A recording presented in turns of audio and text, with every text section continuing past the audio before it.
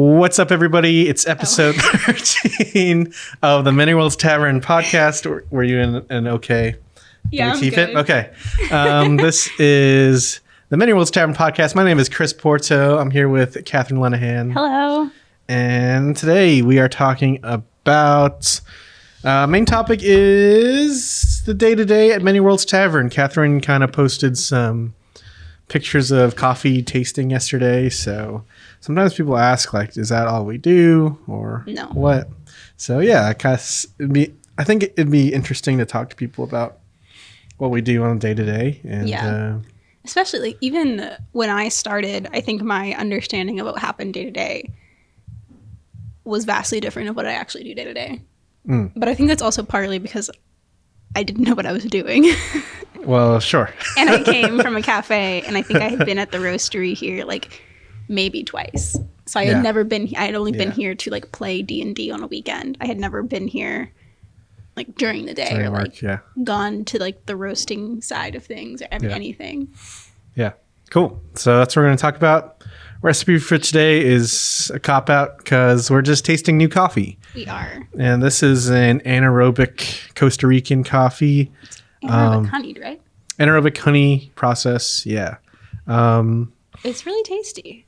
Yeah, so I really wanted, I don't know, I think we've done the DRC twice in a row. Mm-hmm. And those are awesome coffees, but I think it's time to do something kind of funky. Before that was Sumatra. Yes. So 3 kind of savory-ish coffees in a row. Yeah. So yeah, it'd be cool to get like a big fruity flavor bomb kind of coffee. This one is, we might talk about it later. I think there was a question that came through the Discord about like, what's the worst thing you've tasted in coffee? And I think it is like anaerobic stuff. Spoiler for discussion later. But this one is pretty reined in while still being really surprising in flavor. Mm-hmm. So yeah, that's what we're drinking. Yeah, it's also been a while since we've had a Latin American coffee for. Yeah, true. For Treasured Realm. Mm-hmm. We had that string of a couple of Colombians last summer. Yes. Which was fun. Yeah. But yeah. So, Chris, what's your day-to-day look like? My day-to-day. Sometimes I come into the office. Sometimes I get to work from home. And yeah, day-to-day, start off the day, check emails. But that used to be a big part of my job. And thankfully now Catherine is taking care of a lot of emails. So be nice in the support emails.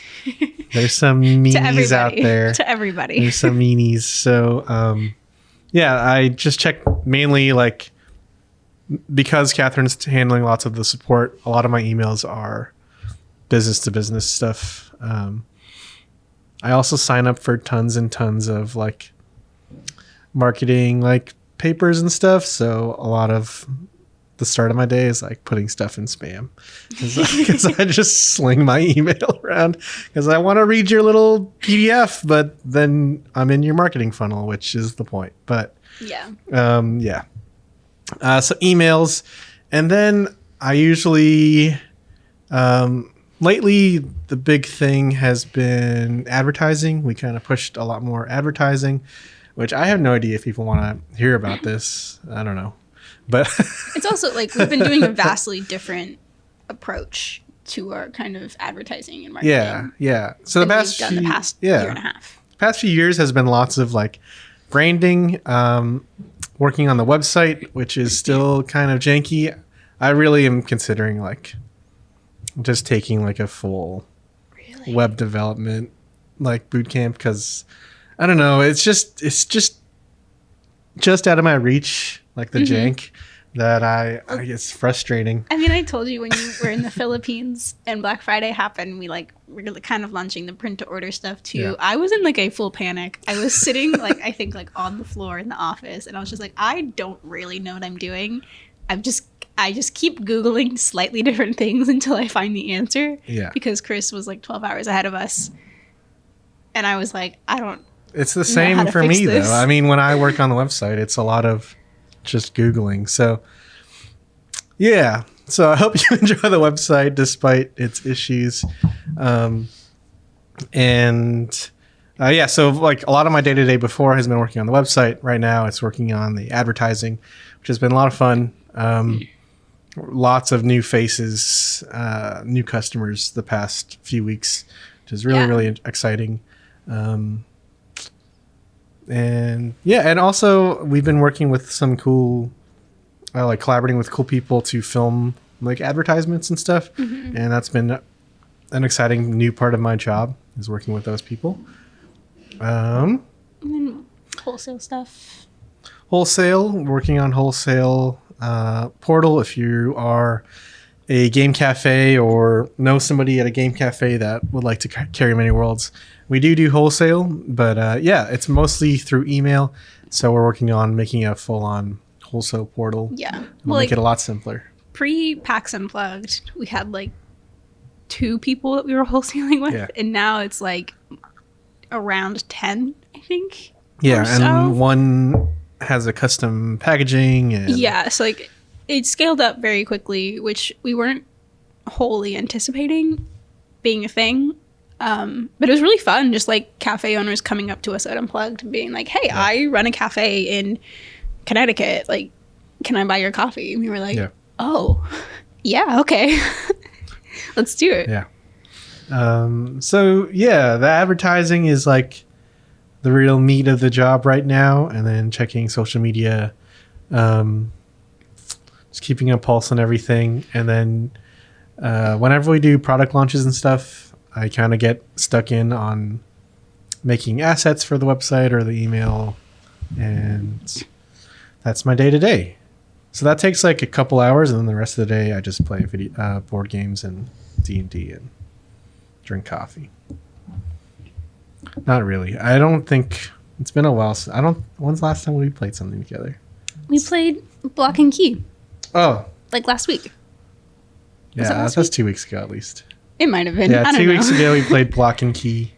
Yeah, which is a game that Andrew and I saw. So Andrew and I went to Gen Con like a day and a half before Chris got there. Yeah. So one of the first games that I think Andrew stopped and was like interested in for himself rather than like for one of his family members or his whatever was Block and Key. And it's really fascinating. And it's like you're playing with like 3D blocks, but you're building like a 2D pattern on like the cards you draw. And like each person is angled at like 90 degrees to the board. It's really interesting. I think that kind of modular design tickles his brain a lot. So they finally launched the game and he finally got a copy. Mm-hmm. It was fun. Yeah, so Friday afternoons, sometimes we get to play a game. And Andrew opens some Jester King beer, and that's a good time. But that's not every day. No, it's not. What's your day-to-day like? My day-to-day, like Chris kind of implied, I do a lot of the support emails. So if your package got lost in transit, or if you have questions about ingredients, or if you are asking for recommendations, anything like that, I'm the one that kind of answers it for the most part, like 99% of the time. So it takes up probably a couple hours of my day, just making sure like the things that we can offer as solutions are viable, or like it's definitely like worst case scenarios, like a Treasured Realm order gets lost in transit and we've already sold out for the month. So that's a kink that we wish we didn't have. But yeah, I think we're at the mercy of mail carriers. Yeah, and the Treasured Realm, we love the product like as a concept, but it does create tons of issues with stuff like that. So yeah, sorry if that has affected you. We are trying to figure out all that as time goes on. But everyone like is so nice about it when I'm like, hey, like we can do this or this, and I'm happy to do whatever you prefer. Giving people that option, I think, is always really nice. So people are nice to me for the most part. Yeah. But I take a lot of joy in just like when people ask about coffee recommendations, and I'm like, look, I'm in the same boat. I don't do coffee, but like, let me explain to you what I think. And like, blah, blah, blah. Somebody asked us for in the support email last week about brewing iced tea, and I was like, you know what? Maybe I wrote too long of an email back, but it was detailed. Yeah. So it's also like, I think it's part of the brand of like, we are people answering back, and like, there's 3 of us. It's small. Yeah. So that's a lot of my day. I write a lot of the magic items. So kind of like maybe 1 to 2 days of the week, I'll spend a couple hours just writing things or drafting new ideas or making new cards and things like that to just kind of save for future reference.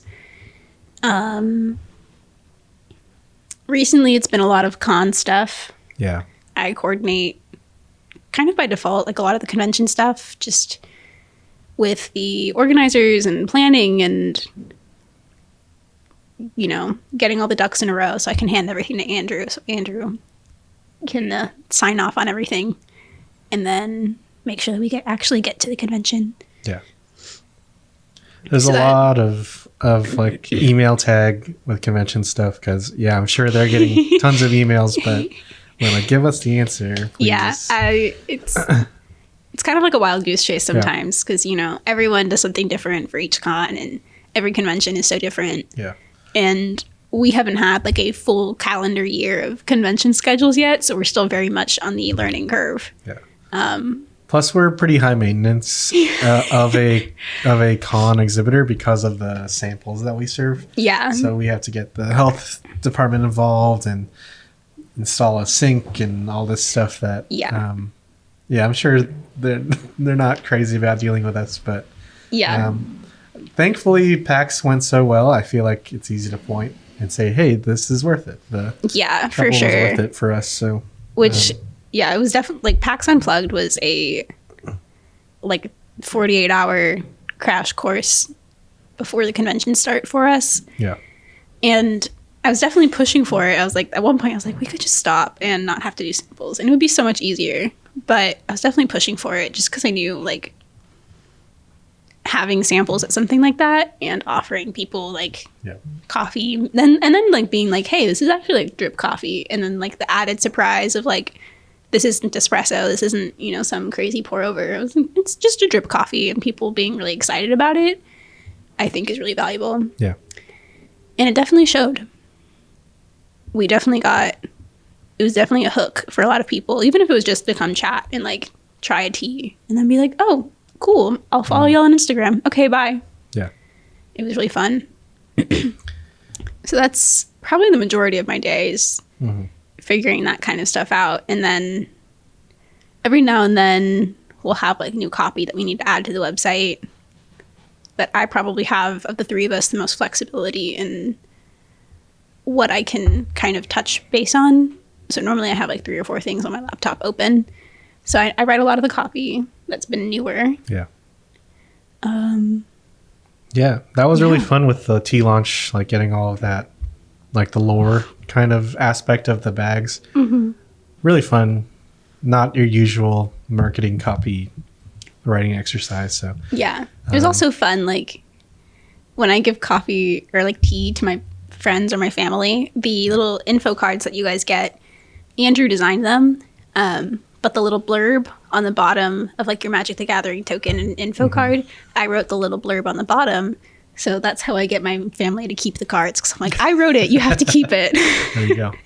And they're always like, this is so cool. And I'm like, yes. I see it every day. But I'm like, either keep it because I wrote it or recycle it because it's recyclable. But it's fun. Yeah. So how does coffee get out of here, if you're wondering, because we didn't really talk about making coffee. And some of my day-to-day lately has been supporting the roasting team with packaging and stuff. But along with Many Worlds, we have a sister company called Boomtown Coffee. And that's... You're wearing a hoodie. I'm wearing our hoodie. It's kind of hard to sell merch. We'll talk about that some other podcast. Yeah, if it's not hoodies. I love this hoodie, but it didn't sell that well. Before we started recording, I literally said, I told myself this morning when I was leaving my house, like, I need to stop wearing Super Yaki on the podcast, and then I put on a Super Yaki sweatshirt. Yeah. But it's a lot. Yeah, Boomtown. We have a few roasters. The head roaster for Boomtown Coffee's name is Dean Borgerding. And he's a big big help with Many Worlds Tavern. Their team is roasting all the coffee, packing most of it. So like Many Worlds is we kind of design the experience, design the storefront, design the marketing. They really help us execute the coffee side. Yeah. But we have coffee experience as well. So we still work for Boomtown. So it's not like we're super separate, or it's not like we came in and went to Boomtown and said, hey, please make our coffee. We're all kind of part of... The lines are blurred a little. Yeah, the lines are blurred, and that's really fun. It's really helpful because we get to work together. We've already know we can work together well. And that has been a huge asset for Many Worlds because we always thought the coffee would be solid. Like, that wasn't a question for us. It's the everything else. Yeah, and it's weird because it's like, man, sometimes if you had to start a coffee company from scratch and you also had to make the coffee from scratch, like from zero, there's a lot of testing and a lot of infrastructure that's really tough to get started. Yeah, so it's definitely been fascinating working here and like working for like an e-commerce company in the sense that like I did not have like business school experience or like a lot of business language beyond, like being nice to people and networking and, you know, connecting with things and reaching out to people that you think are really interesting to work on projects. But some of like the analytical language as I've picked up has been really interesting. And like, I think about that constantly. Like, if you're starting a really small coffee company, are you just white labeling everything? Because the logistics, I wasn't even here for the beginning of Many Worlds, but like the logistics seem like there's a lot of, like there'd be a high barrier to entry. Absolutely. Of just learning coffee, learning how to roast, getting a roaster alone and getting the space to roast. Yeah. I was like, it's crazy. It's a fun company to do marketing for, though, in a weird way, because sometimes I put on my marketing hat and like look for the business terms and like okay, here are our indicators of success, and then sometimes it's like, it'd be cool. Like that's part of it, is like the lore on the website. Like, is this like really helping our branding, our marketing? But at the end of the day, we can be like, but it would be cool, and then that can factor in plenty. Because I don't know, that's kind of part of where we want the brand to be. Plus, it's good for our like fulfillment. Because if it was no fun, then Plus, the gaming brand. I think it's the benefit of our team being so small is that we, it's the small business model of like you get a lot of control and a lot of influence over what you're actually doing. Yeah. And I think like those conversations between like on the Many Worlds team, we have them pretty consistently of like, what are we doing? What do we want? What are our goals? What's our priorities? Yeah. Because the downside of having, 3 people is that we just don't have the hours, like the time to do everything that we would want to. And our meetings are really ambitious. Yeah. Like we always come up with stuff like, that would be so cool. And then it's like, oh, it would take this and this and this. But we really, it's not us complaining. We want to accomplish a lot of these cool things because... Oh, that reminds me. I'm the one that writes all the newsletter emails. Yeah, that's a big part. I was like, there's something that I'm missing that I do, that I spend a significant amount of time on. Yeah. So all of the newsletter emails that you get twice monthly, or if you're in the super secret new tier once a month, I write all of those, which is fun because I feel like I'm writing a blog. No, it's good. It's good. The brand voice got a lot friendlier since Catherine came on the team, so it's good. Yeah. Yeah, so that part's fun. Cool. I think that's basically it. Yeah, and that's our day-to-day. The long-term stuff is like the cupping, the tasting coffee, and we grade it. If you check out our Instagram story, still I vibe. Catherine helps. I'm getting better. Yeah, you can see. I found that process fascinating when I was new to it, like the note taking and the grading and stuff. So you can check out the Instagram story for that. Maybe we can make a highlight because this might come out tomorrow on YouTube. Yeah, I could separate So it instead of like a question and answer, just cupping process. Um, Because it is really interesting. And when I was hired as a barista, like on my intake training, you know, it lists like wall of text of like the temperature you have to brew at and the time that like window that you can, you know, do each step at. So there's a lot of the process that's standardized, which I think is the most interesting part to me. Because I'm not that great at like the tasting and like picking things out. But I think just the uniformity of it and the consistency of it to like achieve a baseline of similarity is really, really interesting. Yeah. All right, that's the main topic done with. Let's go over some Discord questions. We have for the a pod. Discord channel. It's called Many Worlds Tavern Community. You can find a link to it on our website, and it's been really fun. We ask our Discord members to submit questions for the podcast, and this is that segment. Okay, first one. Okay. From 10th Walker. Would you ever pursue making any of the Treasured Realm offerings available again, like a greatest hits combo box for the holidays? And then that kind of evolved to the potential for an advent calendar, which we can get into. Yeah, I think it's not out of the realm of possibility. I think we did. Mapendo, was that a bring back? We brought back Mapendo. It was a new crop, new season. Because it was like almost a year difference, right? Yeah. Yeah. I think, to my knowledge, it's the only one that's been like brought back in the sense of name. Yeah. It would be really fun to do a greatest hits. Some of the coffee is like not available because we bought, I don't know, it's a really fun exercise to buy these coffees because a lot of them we have to buy really small quantities of. So there's some logistics there of like, what can we get at a reasonable price? If we buy a higher quantity, we could do that if we share it with Boomtown, stuff like that. So yeah, some coffees, we just stumbled upon them, bought a small box. There's not a lot of importers that do allow you to buy a small amount. So luckily we have some that we know that lets you buy small amounts. But yeah, some we can't buy anymore because it's that crop is over, or they've planted a new variation, or unfortunately we have one producer that doesn't farm coffee anymore. So it's like, okay, we can't get that coffee anymore. So there's stuff like that make it like the greatest hits thing might be difficult, but I will say that we are always thinking of new products, new like experiences, or at the end of the day, the product lineup is still like pretty young. It's still like a few coffees, a few teas, and then we have one special product. More special products are coming. 4 coffee, 4 tea. We have some really exciting stuff coming soon. So I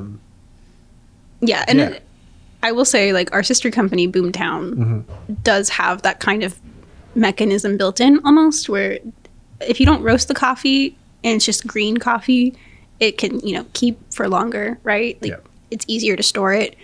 And at year's end for Boomtown, they do like a Santa's beard roast. So like Dean kind of mixes up and finds like a really interesting, really tasty blend of prior coffees that they've had through the year.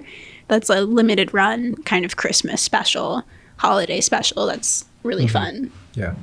And I know Dean and I have talked about, we've been really interested in like prolonging coffee. So there's some people that like vacuum sealing green coffee, putting it in like deep storage for longer.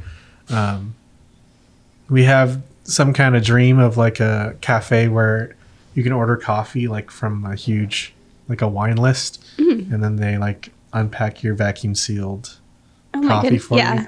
That'd be crazy. That's not really in the many worlds like short term, but I think that kind of infrastructure is beginning to be a thing for people. I think Blue Bottle does something where it's like Is it Blue Bottle? I think actually there's a coffee company called Proud Mary where they do that, where they'll like have a really, really popular coffee. It'll sell out, and then like 2 years later they'll be like from the vaults. They'll like they like set some aside. The Disney model. Yeah. So maybe this question will reignite those conversations. Yeah, it'll be fun. It would be interesting. And there's also the balance of like, do we throw like 7 new coffees at our product line at the same time? Like that's a little overwhelming, especially when like coffee, the way that most people store it eventually will go bad, or it won't be as fresh. Not necessarily go bad. With tea, that shelf life is much more extended. So there's logistics with coffee that we have to take into consideration. But yeah, like Chris said, we have so many ideas and there's a lot of spitballing that happens here and a lot of big goals that we have that all sound really fun and really interesting to us. Onyx Coffee did an advent calendar this past year. It actually had a gaming tie-in because they made like a little Candyland oh my goodness board thing. Yeah. That was like their like themed around their company. Onyx Coffee is a well-oiled machine though, so they can easily make a 30 coffee lineup of like really special coffees. That'd be so much fun. If we did something like that, it would probably be super, super limited quantity wise. It's either limited or we gotta sell really out. We gotta make expensive. a lot and sell out. Otherwise, we can't do whatever we can. So it's like either really limited and like really high price point, or we have to plan this and push for this like months and months in advance. Yeah. So we also like considering like, I don't know, the Treasured Realm is not the cheapest product you can buy, coffee wise. So we kind of like being at a reasonably accessible price point. So we don't want to like flood the store with like tons of high priced options. But I think, I think there's the option for diversifying that pricing tier, I think. Yeah. Which is exciting. Bigger would be fun. I still really think like the 4 main blends, like I'm obviously biased, but I really don't think you can buy. There's not a lot of coffee out there as good for $15. I will say, like, I took home some samples to my parents a few weeks ago because we had an extra couple of bags for some reason, but they were already ground. So I was like, I'll take them because no one else here drinks drip coffee.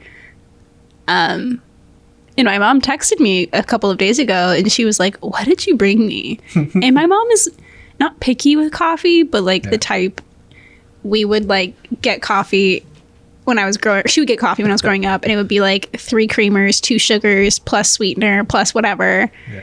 And as I've brought her more and more coffee from here, there's like less sugar she's adding, less creamer she's adding, less whatever. And then like my dad actually enjoys drinking his coffee black now, and it's like opening the door. And at $15 a bag, I think that's a valuable experience to have with like people who only know grocery store coffee or like mass produced coffee. Yeah. Our coffee's good. I think it's good. Yeah. Yeah, for sure. And we get it half off. So what's up? Next question. Let's see. I think you guys might host a booth at Comic Palooza this year from Bit of Fox. Which I have to say, I love that their icon is a ferret. I love ferrets. They just look like little fuzzy snake dogs. But that's not the point.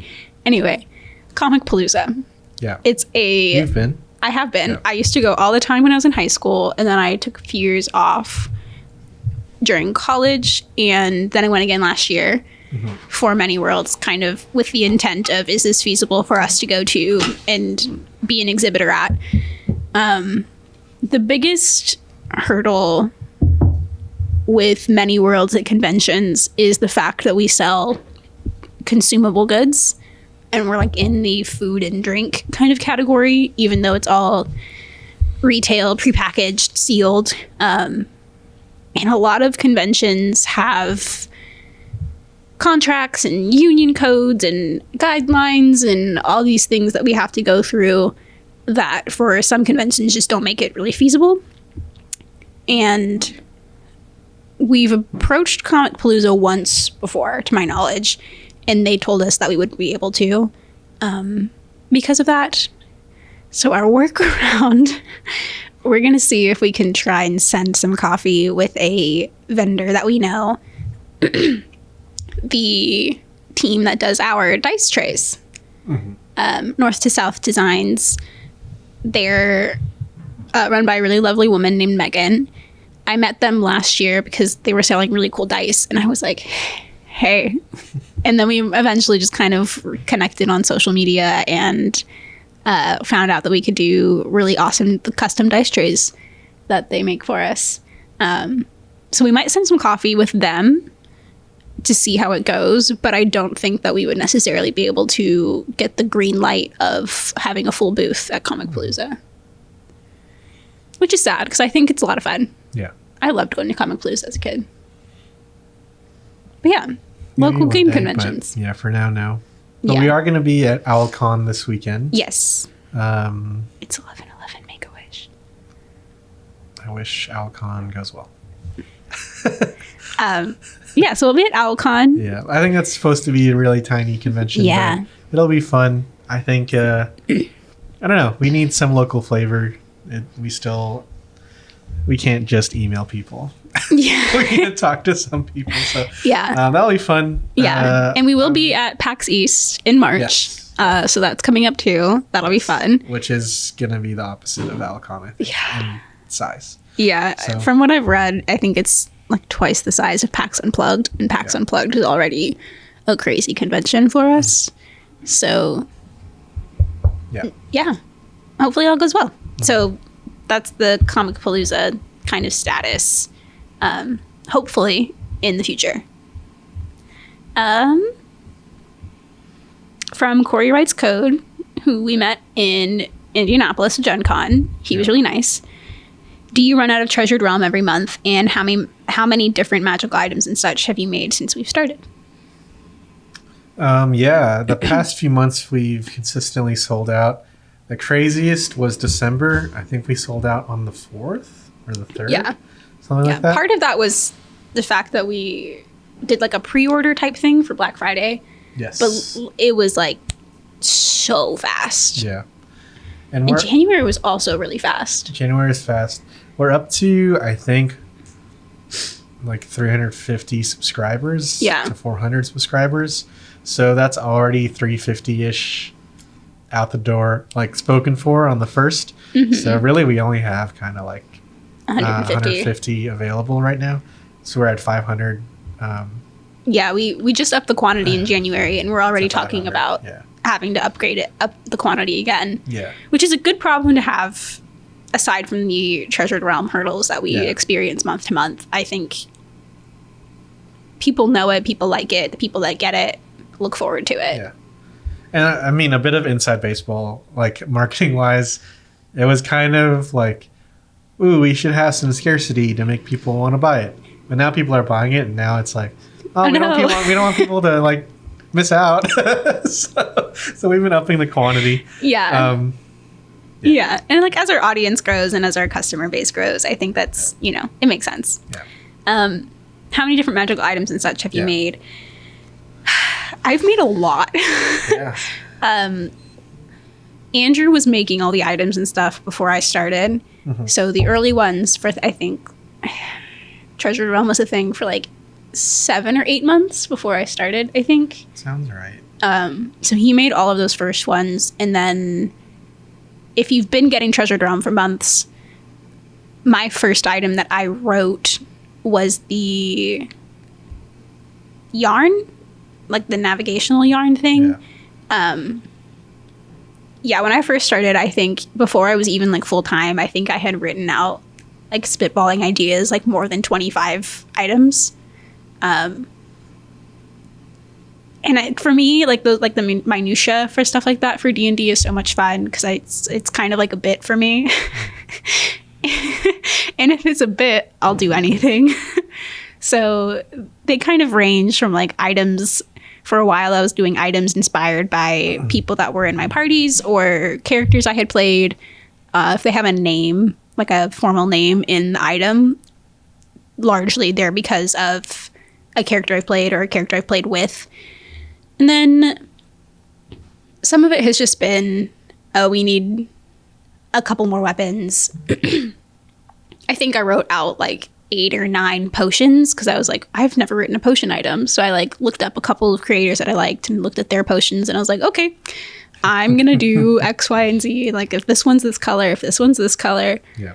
I don't know if I have like a hard number, but I have everything kind of split of like general ideas that I've written out that would be fun or interesting.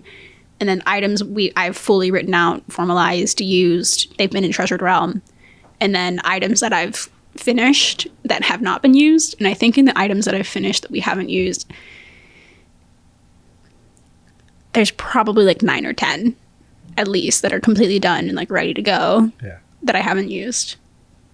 But yeah, I think it's fun. I think they're silly. I think it opens the door for like a fun little creative exercise to kind of fill a gap in what we haven't made, or just something that I think is fun that would be really fun in combat or really interesting or like only useful in a very, very niche context. But when you have in that niche context in a game, it's really helpful. Yeah. We need more anecdotes of people using the items. We have luckily been hearing people say, oh, I gave it to this character and they loved it. But we need to hear some like how you used the yarn and stuff. Yeah. Is the yarn unbreakable? Because it was unbreakable to begin with, and then Andrew was like, that's too OP. Oh, and really? I was like, changed it? I was like, come on. Okay, so because I was like watching very tangential. I was watching like Hitman speedruns. You ever play Hitman? No. It's violent. But I have seen the speedruns.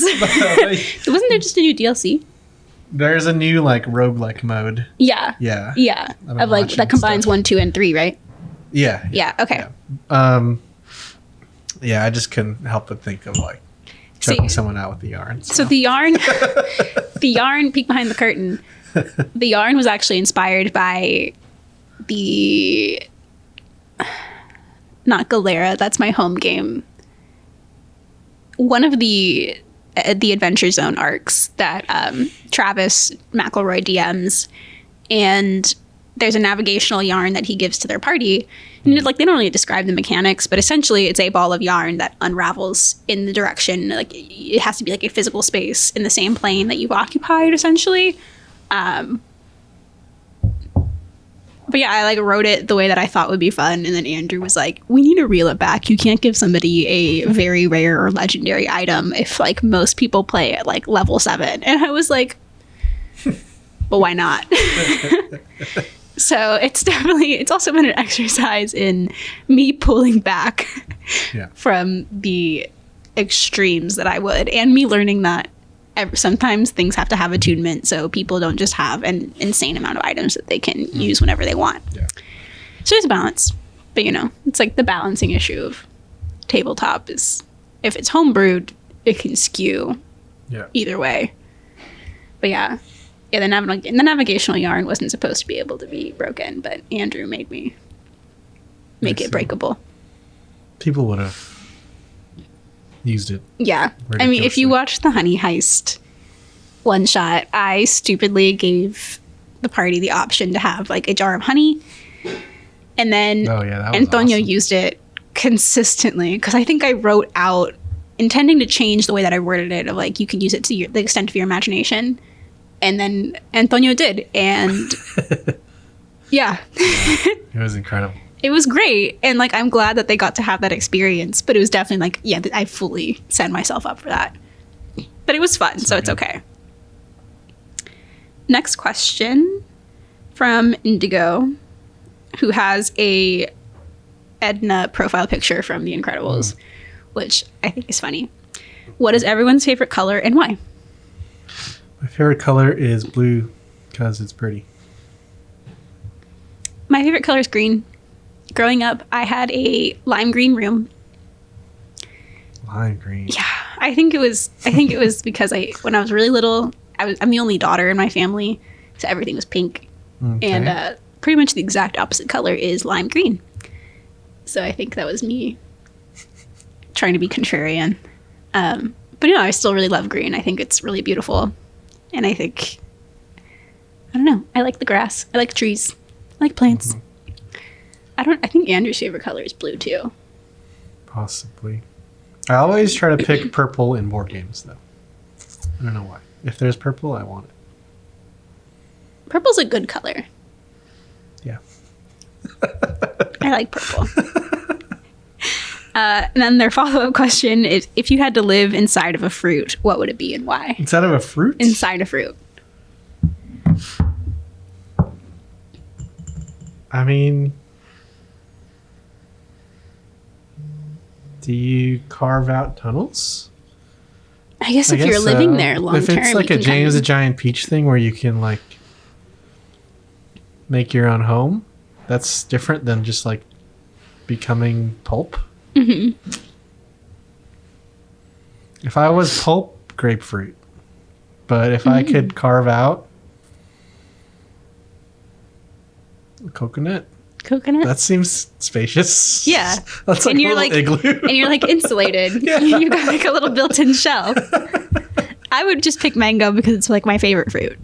Yeah, you like lick the walls. Yeah. That's a horrible.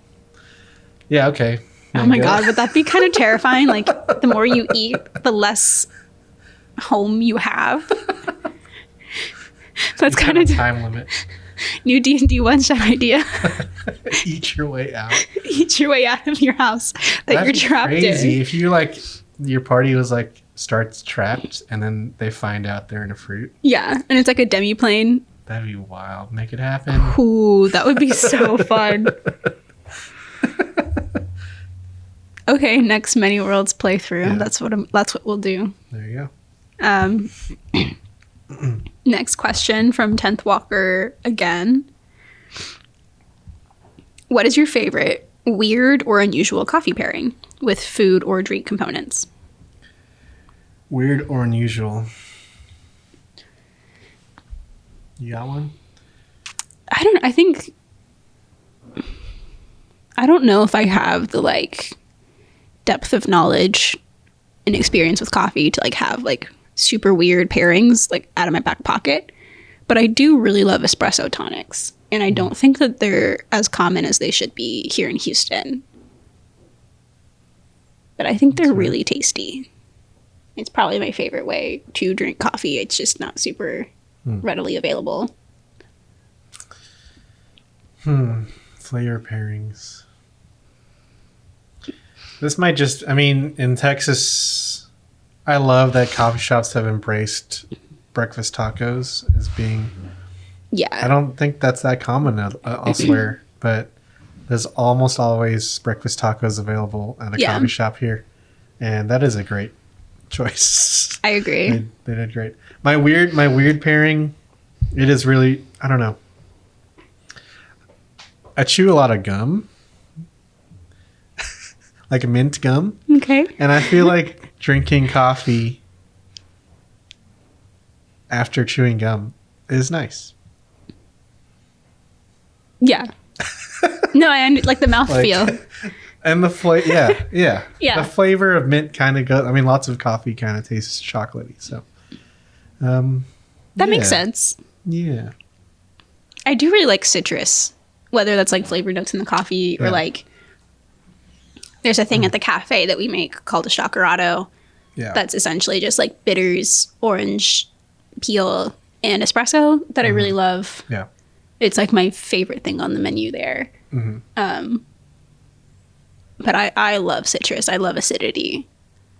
It was always hard, like when I was first training, like dialing in with the espresso machine, because I was like, I like this because it's acidic, but I don't think it's like the good acidic. So I'd have to make sure like other people tried it and then be like, yeah, you need to dial it down. And I'll be like, okay, just making sure. Yeah.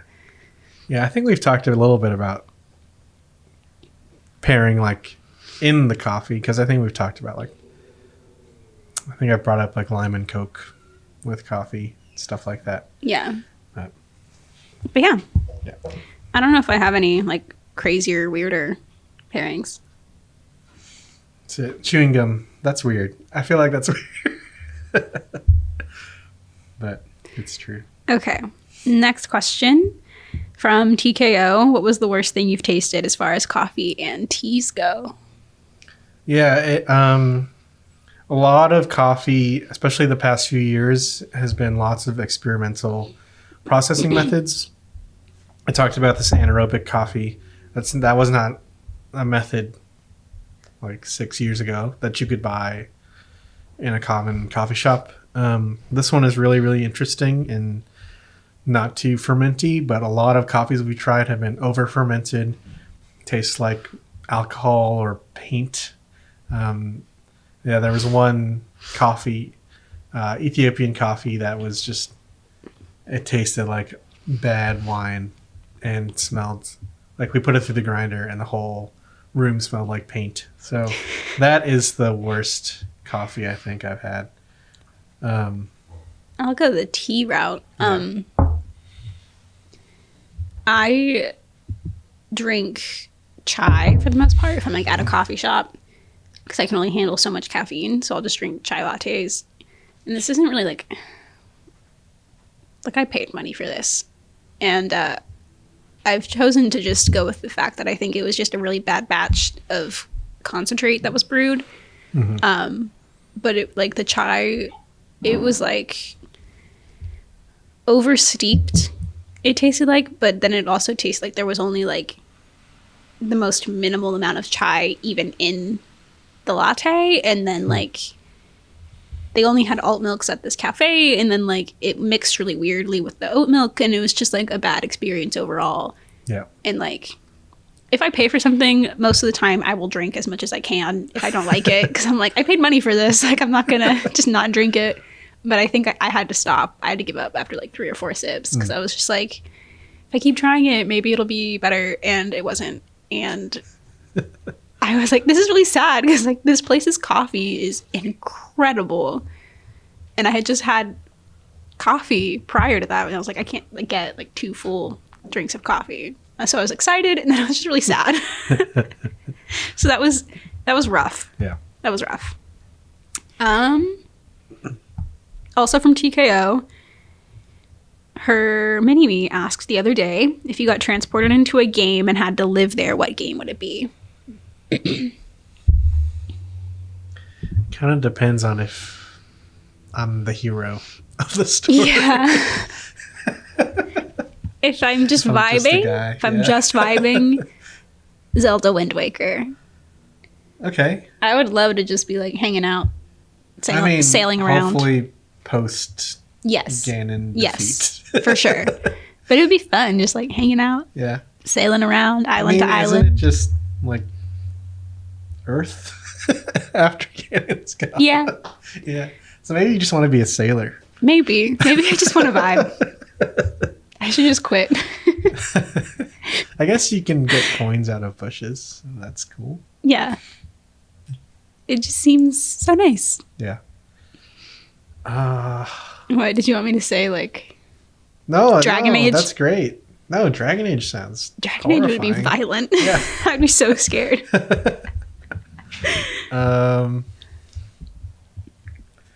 Man, I didn't think about this before the pod. I do love the Mass Effect worlds. Mm-hmm. If I could just like hang out on the Citadel or on a colony world that there's no violence happening, that sounds all right. I can just like hang out with cool aliens and yeah. I don't need to be part of the military or the resistance or anything. Just chill. I guess like the cop-out answer would be something like Animal Crossing. What kind of animal would you be in Animal Crossing? Elephant. Elephant? Elephant. Okay, you heard it here. My favorite villager is Ellie, the elephant. I love her. Okay. And Fauna, the deer. She's really cute too. But yeah, I feel like I would. I like the bird dudes. I don't play Animal Crossing. I like the bird pilot guys. Yeah. The dodo birds? Are they dodo birds? Yeah, that's why they fly the planes, because they can't fly. Good. Isn't that fun? It is good. Yeah, I don't know. Like, I'd be one of those guys. I feel like a lot of games, it's just like, I don't vibe with that kind of intensity. You know, I'd want to go somewhere chill. Yeah. There's a game called A Short Hike. So you're like a bird flying around trying to collect these little golden feathers.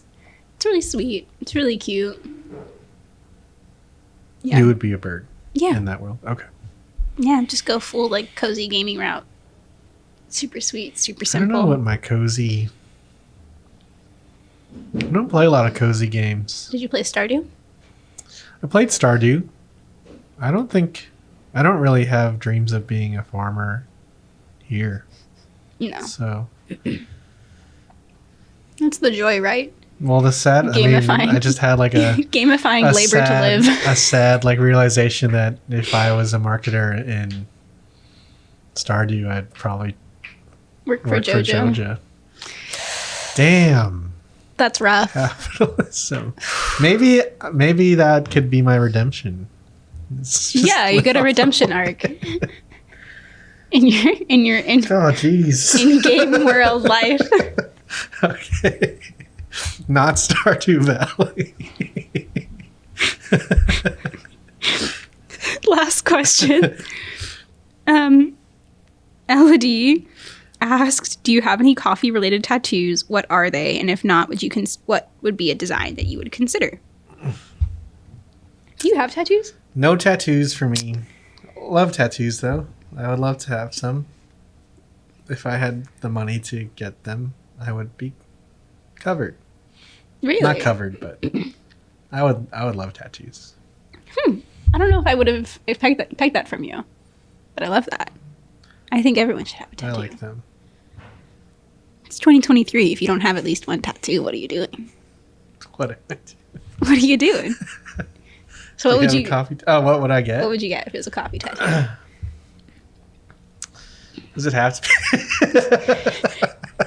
It was a design you'd consider. I think coffee tattoo. In the Discord, they were talking about like a coffee plant, like a coffee. I do tree. like that. Could be cool. I have this tattoo concept because I've like been fortunate to live in like really different parts of the world, so I kind of like this idea of like, I don't know if we talked about it. In Annihilation, there's a part where one of your favorite movies. Yes, which you haven't seen yet. I haven't seen yet. I haven't watched it yet. I think this is not that bad of a spoiler. It's not really a spoiler. Go for it. That's there. okay. There are these like plants that have grown that are like the shape of humans. Ooh. But they're like covered in like flowers and stuff. And it's That's really fun. Yeah, it's really pretty.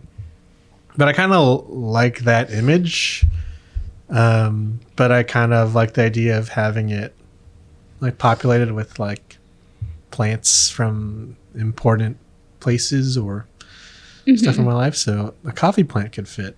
Yeah, like on that concept, filling it out with plants that of like places you've been or things that are important. Yeah, or like yeah, like country flowers, that That'd kind of cool. stuff. Yeah, I have a friend from college who her plant. I say friend. I haven't really seen her since we graduated, but her idea for her sleeve was every country she visited should get the national flower tattooed on her arm as like building it up. Yeah. And she had like 4 or 5 thing, yeah. by the time we met. And I was like, that's a pretty cool concept. That's fun. Yeah, I would get a plant. I don't want a bean. I don't want portafilters on my body. That's if you have one, that's sick. That's sick. Yeah, not for me. So I was in band in college. In my section, the vast majority of us were Hispanic. And the vast majority of that little subsection were Mexican. So the running joke was that we were all going to get bean tattoos. Oh, good. It was not my idea, but it was Do you have one? really funny. No. Ah. We kept saying that we needed to. And I still think it would be really funny. Yeah. It'd be a lot to explain of like, why do you have a pinto bean tattooed on your body? But I also have a worm with a cowboy hat. So, I mean, I guess. Oh, that's good. My sister really likes the, I don't know if it's like a shiso leaf or what. There's like a leaf logo on a Spam can. Like on the metal top of the Spam can. Mm-hmm. And there's like 3 parts to it. And I have 2 siblings, so she wanted all of us to get a third of the leaf. Yeah. My brother was like, nope. So it's like, that hasn't happened yet. My brothers and I have Triforce tattoos because there's 3 of us. Yeah. The first game that they let me play was a Zelda game. So I kind of strong-armed that. It's the only tattoo either of them have. Okay. But it's one of my many. But short answer, I do not have any coffee-related tattoos. Mm-hmm. If I were to get one, I don't really know what I would get. It would probably... This may be stretching the definition of a coffee tattoo, but I'm truly obsessed with the peach dragons on the Nectarine Stream bag art. So I'd probably get something like that. What if it was like the dragon, but they were like holding a little pinto bean? That would be cute. That'd be pretty good. That would be really cute. My struggle is I also like really minimalist tattoos like on myself. Yeah. So a lot of my tattoos are very, very like line art, no shading. Yeah. Really simple. So that would definitely be a struggle of like, I want a dragon. But is it going to look weird with the rest of my tattoos? I don't know. Okay. It'd be interesting doing like, if you had like a signature pour, like the pattern of your pour. But I don't have a signature pour. I was never that good of a barista. I wasn't that good at pouring lattes. I don't know. Yeah. I think coffee related opens the door for like a lot of really interesting interpretations though. But I'd probably go something plant route as well. I have a prayer plant on the back of my arm that I like a lot that would probably fit in well. Yeah. Yeah. There you go. Yeah, but that's questions. I could probably be convinced to get a lot of silly tattoos because I think they're funny. If I somehow came across $1,000, a tattoo is not the craziest thing I would want. Like, that's not that low. That's pretty high on the list. But it might just be a rabbit hole. I don't know. I've kind of... I don't know. I think I either want like a sleeve or nothing. So it's kind of like... You're not the only person that I know like that. I definitely... It's tough.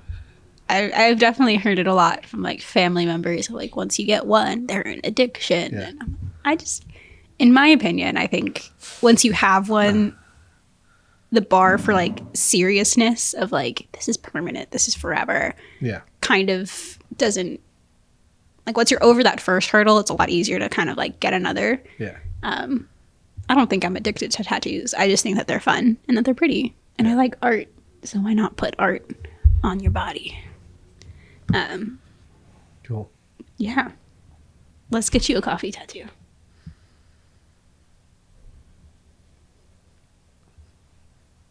Maybe. Tune in next time. Next podcast is live from the tattoo parlor. Okay. Yeah, that's it for the Discord questions. Recommend something. And every episode we recommend something, anything. We do not limit it to coffee or games or tea or anything. What you got? I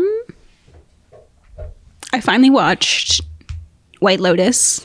Okay, I haven't watched it yet. It was funny. I think season 2 was probably a little bit more enjoyable for me. But actually, Righteous Gemstones. That's my recommendation. What's that? It's so Danny McBride is this comedian. He is definitely an HBO comedian kind of person. He has a couple of other prior shows called Eastbound and Down and Vice Principals. But he was in Hot Rod. I think. He is like kind of older, has like curly hair, dark, really tall. Righteous Gemstones is so funny. It's about this, I think they're in South Carolina, mega church dynasty empire. Oh. And it's this family called the Gemstones, and they are so awful. That's interesting. But it's like a really hilarious take on just like the absurdities of wealth and the absurdities of, you know, dynamics within a church and dynamics within a family, of like the righteousness and all of that kind of stuff. But I think it's also doubly funny because I'm from Texas. I'm from the South. And it's like a true comedy. It's not like a dramedy like White Lotus is, or a dark, super, super dark comedy like Succession. It's just like a really genuinely hilarious show. And I think like Danny McBride is probably a comic genius. Interesting. But yeah, like all his shows are great, but Righteous Gemstone is the newest. There's 2 seasons. I feel like I haven't really interfaced with comedy a lot recently. Do you like Nathan Fielder? I do. I have not watched his new show, but I've heard really good things. It is really hard to get through. It's hilarious, but yeah, it's just like the biggest shitpost. Yeah. It's like the highest produced. I've heard it's like, if you couldn't get through Nathan For You, or if Nathan For You was a struggle, like don't even try. Like it's a lot. Yeah. Which again, if you're committing to the bit, I really respect it. Like I watched that last year. I watched the Bo Burnham special just because I felt like, oh, these seem like mainstream cultural touch points for comedy that I'm like, let me check in with comedy. Because when I was a kid, I did used to like just leave Comedy Central on and enjoyed that. But yeah, both of those were like, well, Inside I like for non-comedic reasons, I guess. But both of them like, oh, cool. And then I like moved on. Yeah, I love comedy. Yeah. Eastbound and Down is great. Okay. Or not Eastbound and Down. Eastbound and Down is great, but I'm talking about Righteous Gemstones. The first season is very much like internal family shenanigans, and then second season takes like the internal family shenanigans and like exponentializes it into the community of the church. But yeah, it's Righteous like Gemstone. It's that flavor of like rich white privileged shenanigans that like a lot of shows have been doing well. Yeah. But it's like full comedy and it's hilarious. Cool. Yeah. Hard recommend. What am I going to recommend? I'll recommend new board game called Astro Knights. We kickstarted it. I think I'm going to try to have a essay-ish discussion thing about it because it's kind of like a remake of one of my favorite games, like a retooling and retheming. They made it a lot simpler to set up and stuff. So I played that twice in one night with the same group that we play the other game with. We tried the hardest difficulty because it was like, I mean, we know how to play this. Yeah. And we got wrecked. And I was like, okay, well, there's room to grow. But then we played like a simpler boss and it was like, okay, this is feeling good. I want to talk about it more in a longer form video, but really loved how fast it moved. It is a like deck building game where you fight a boss. It's just like a boss battler. That's fun. And it's cooperative, so it's really good. My group loves deck builders, but it's really hard to add a new person to the deck building games that we play because it's like we have our own we like prioritize certain cards that we think are good, and if you're new, you don't really know all the cards. So it's like not that fair, I guess, to like add new people to those games. Yeah. Like it's really fun when you get a new deck builder and like everyone's learning the cards together. But Astronauts in the previous game, Aeon's End, they're like really easy to add people because you're working together. Oh, so you can like it's talk. Aeon's End. It's like the newish Aeon's End. Yeah, that's one of your favorites, right? Yeah. Okay. Okay. I was really excited about it launching. I also they changed there's like lots of like smaller mechanics changes, but there's one where like in Aeon's End, to like equip your spells, you have to like buy your spell slots. Mm-hmm. And basically you had to flip them over, and that cost a certain amount. Or you could spin them, you could pay to spin them, and each spin, the cost to flip them over would be cheaper. So like if you didn't have enough money to flip it, you could spin it to make it cheaper in the future. And in the new game, you just open them. Yeah. Like you just flip them. So I was like, that's so like economical wise, it's like so much cheaper to open your spell slots that when we read that, it's like, that sounds way too easy. Like, also in Aeon's End, it like costs a lot more for your 4th spell slot, whereas in Astronites, they all cost the same. Yeah. So I was like, how are they going to balance that? But they made it, I mean, the bosses are a bit meaner and they're on a way faster of a timer. So you have to like they made the bosses card stronger and the players stronger, which is fun. It's like kind of more swingy. Yeah.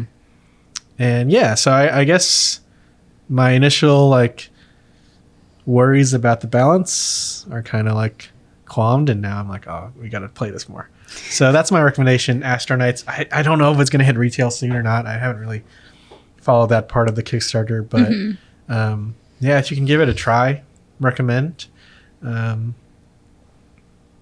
Yeah, a little side recommend. We've been playing some Board Game Arena on the Discord. It's really fun. It's kind of like asynchronous.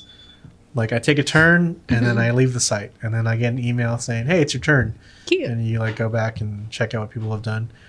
I in the pandemic, a lot of people were playing digital board games, and I never got into it. And I was like, this is not the same, and it isn't the same, but it is a little more fun because I know the people I'm playing with are like no-ish in that they're Discord people, and we can like chat and stuff about the game. So that's fun. Yeah, recommend that. Anything else? That's it. I saw a movie. One more. It's called Stealing Raden Saleh. Have you heard of this movie? No. It's an Indonesian movie, which I thought was really interesting. I don't see a lot of Indonesian movies, and it's like a heist movie. Ooh. It's say less. Yeah, the premise is there's this kid. He's like an art student, but he's pretty broke, and he gets by forging art. Ooh. So this like very high profile client goes to him and says, "You got to forge the big one," basically. Yeah. It's I don't know if it's like a real painting or not, but in the show or in the movie, it's like a legendary like Indonesian like heirloom painting. That sounds fun. I love all the heist movies. Yeah, all the heist like betrayals and turns and stuff are great. Actors are super cool. Yeah, just seeing Indonesia as a setting is really interesting because I just haven't seen that in a lot of movies. The like heist team is all like pretty young, like they're all like early 20s. It seems like So it's kind of fun in that way because they're and they're definitely not professionals, like which is cool. Yeah, it's like a fun aspect of they're like first time crooks basically. Yeah. So I love heist movies so much. I used to watch, like, the amount of times I've watched Oceans 11, 12, and 13 is borderline worrying. I used to watch them like once a week when I would come home from school. I would just like watch them back to back. Yeah. Yeah, I love heist movies. They're so much fun. Okay. There you go. That's my Rex. Cool. That was episode 13, Many Worlds Tavern Podcast. Please like, comment, subscribe, all that stuff. I haven't been good about putting the podcasts on our like audio, like to put it into people's podcast streams. But I will put up all of them. So you'll be able to subscribe to us on Spotify or your favorite podcast app as well. Fun. That's it. Thanks for watching, guys. We will go make some coffee. Bye. Bye.